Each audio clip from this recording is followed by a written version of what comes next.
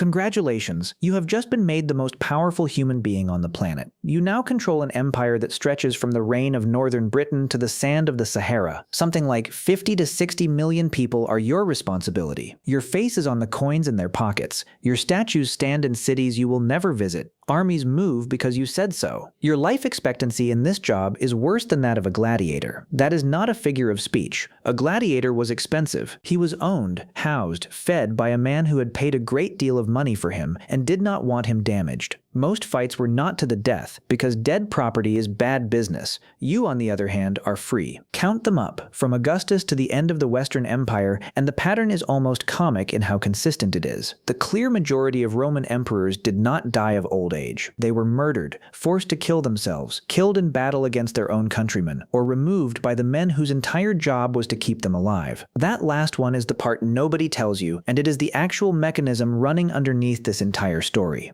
So let's do this properly. Not a list of names, 5 levels, and each one is worse than the last, and by the 5th you will understand why the smartest man to ever hold the job quit it voluntarily and went to grow vegetables. Level 1. The family problem. You are one of the first emperors in the century after Augustus, and you have inherited a system with a flaw in it so basic that it will eventually kill nearly everyone who holds your position. Rome has no law for how to become emperor. Read that again because it sounds like an oversight and it is actually the whole design. Rome had spent centuries hating the idea of kings. When Augustus took power, he was extremely careful never to call himself one. He called himself princeps, first citizen. He kept the Senate, he kept the old titles. He built an absolute monarchy and insisted loudly that he had done nothing of the kind, which means there is no rule of succession, not a bad rule, not a disputed rule, none. There is no legal procedure that makes a man emperor. There is only a question asked fresh every single time the throne is empty. Who currently has enough soldiers to say he is emperor without being contradicted?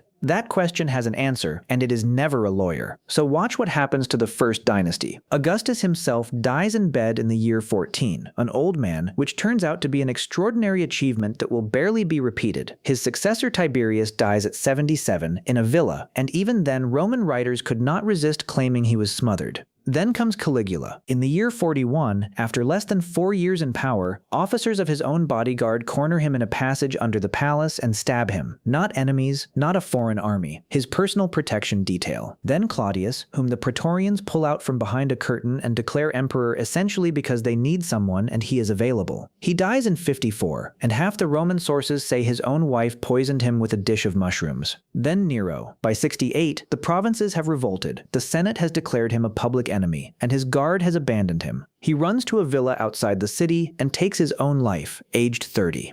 The family of Augustus ends there, in a borrowed house, with the reigning emperor of Rome cornered like a burglar. One dynasty, roughly 90 years, 2 peaceful deaths, and even those got called murder. Level 2. The men in the room with you. Now we get to the mechanism, and it is one of the most beautifully self-defeating ideas any government has ever had. Augustus created a permanent unit of soldiers stationed in and around the capital to protect the emperor personally, the Praetorian Guard. Around 9,000 men, later more. Elite, loyal, well-trained, and paid extremely well, roughly 3 times what an ordinary legionary earned, sometimes better, plus bonuses. You can already see the problem, but you cannot see how deep it goes. Here is the trap. Every soldier in Rome is legally forbidden from being inside the city under arms, except these men. The Praetorians are the only armed force permanently in the capital, which means at any given moment, the man who rules 50 million people is sitting in a building surrounded by the only people in that city carrying weapons, and all of them work for him, and all of them are paid by him, and none of them can be removed by anyone else. Their entire economic existence depends on their being an emperor.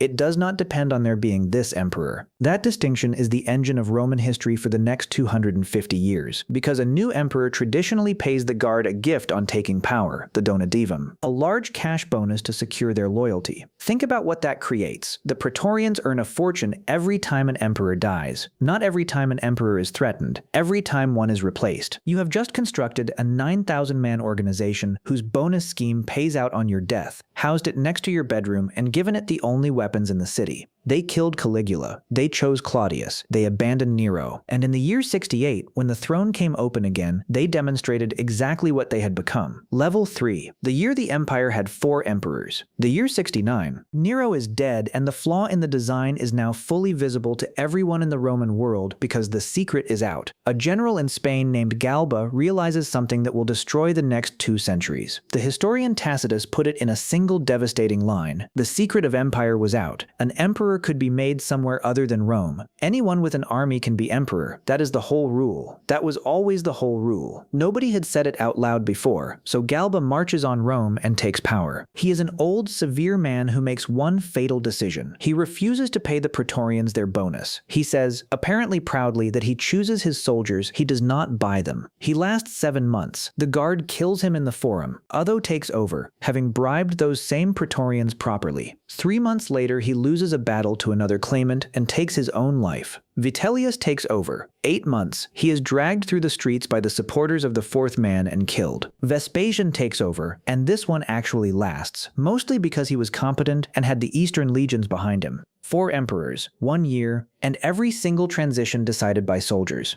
Now, if that were the low point, this would be a story about 1 bad year. It is not the low point. Rome will do the whole thing again, and worse, and this time somebody writes the price down. Level 4, the day they sold it. The year 193. The Emperor Commodus has just been killed, and how he died matters, because it is the clearest possible picture of what the job had become. Commodus was the son of Marcus Aurelius, the philosopher emperor, and he spent his reign fighting in the arena and renaming the months of the year after himself. On the last day of the year 192, his own inner circle tried to poison him. He vomited it up. So they sent in his wrestling partner, a man named Narcissus, who strangled him in his bath. He was not overthrown by an army. He was killed by the people who brought him his food and trained him in his gym. The Senate then appoints a serious, disciplined man named Pertinax. He tries to restore order, tries to impose discipline on the Praetorian Guard, and does not pay them what they expected. 87 days. They murder him inside the palace. And then the Praetorian Guard does the single most honest thing in the history of the Roman Empire. They auction it.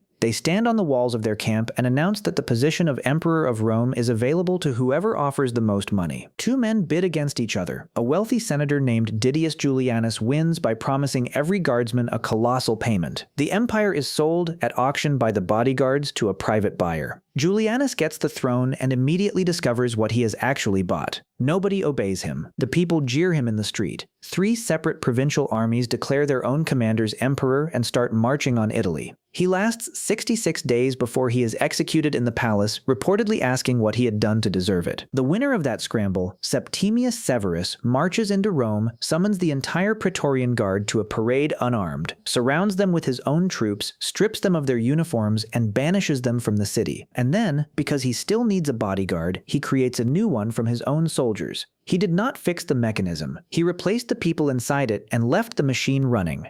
Level 5. The 50 years when the job stopped being survivable. Everything so far has been bad. What comes next is a different category, and it has a name. Historians call it the crisis of the 3rd century, and it runs from the year 235 to 284. 50 years. In that window, depending on how you count claimants, somewhere around 24 men are recognized as emperor, plus a crowd of others who declared themselves and were killed before anyone wrote them down properly. Do the division. The average reign is around 2 years. Not 2 years of rule. 2 years of existence. From the moment you receive the most powerful position on Earth to the moment somebody removes you from it, the clock is running at roughly the length of a modern phone contract. And the deaths in this period are not dramatic betrayals in marble corridors. They are industrial. Maximinus Thrax, a career soldier who never once set foot in Rome during his entire reign as Emperor of Rome, is killed in his tent by his own troops in 238 because the siege he had them conducting was going badly and they were hungry. That same year, the empire burns through 6 emperors. In 260, the Emperor Valerian is captured alive by the Persian king Shapur. He is the only Roman emperor ever taken prisoner by a foreign power. He dies in captivity, and the Persians carved the moment into a cliff face, where you can still see it. the Roman emperor on his knees in front of a man on a horse. In 275, the Emperor Aurelian is murdered by his own officers, and the reason is almost too small to believe. His personal secretary had been caught lying about something minor and was afraid of punishment, so he forged a document, a list of officers the emperor supposedly planned to execute, and showed it to the men on the list. They killed him on the road. They found out almost immediately that the list was fake. Aurelian had reunited a fractured empire, defeated multiple invasions, and rebuilt the walls of Rome. He was ended by a frightened clerk with a pen.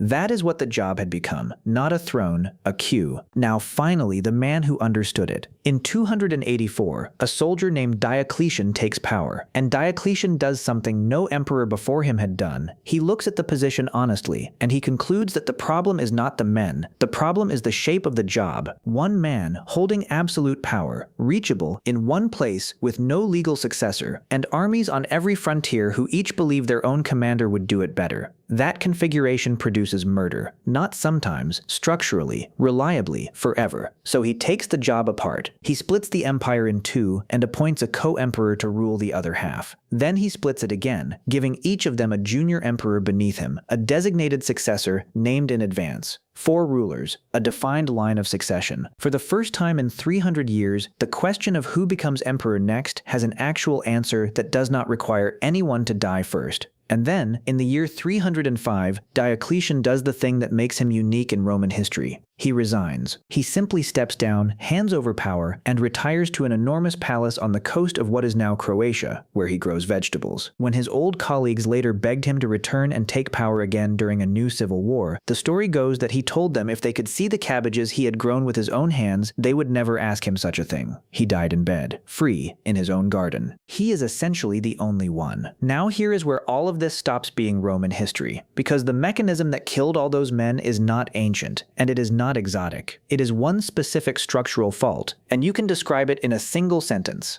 There was no legitimate way to inherit the position, so the only way to hold it was to be the most dangerous person in the room, and the only way to take it was to become more dangerous than whoever was holding it. That is it. That is the entire engine. Every consequence flows from it. The Praetorians did not kill emperors because Romans were cruel. They killed emperors because the system paid them to, and nothing stopped them. Governors did not rebel because they were disloyal. They rebelled because rebellion was a legitimate career path with excellent odds. Emperors were not paranoid because of some flaw in the Roman character. They were paranoid because they were correct. Any position that has real power and no legitimate route of succession will do this. It will convert every ambitious person near it into a threat, and then it will convert the person holding it into someone who has to treat everyone around him as a threat, and the two of those together will eventually kill him. And that is the part I want to leave you with, because the ancient version is loud and obvious, and the modern version is quiet. You will probably never rule an empire, but you have almost certainly been inside a version of that structure. A company where nobody will say who takes over when the founder leaves. A family business with no plan and 4 adult children. A group where authority is real but entirely unofficial, and everyone can feel who is next, and nobody is allowed to say it. Watch what happens in those rooms. The alliances that form and dissolve, the way information stops flowing upward, the way the person in charge starts keeping people close specifically because they are dangerous, rather than because they are good. Nobody gets stabbed, but the mechanism is the same mechanism, and it produces the same paranoia, and it eats the same people. Rome ran that experiment for 300 years with a sample size of 80 men, and the results were extremely clear. The most powerful position in the world is not a prize. It is a seat with a queue behind it, and the only man who ever really solved it was the one who stood up, walked away, and spent the rest of his life growing cabbages.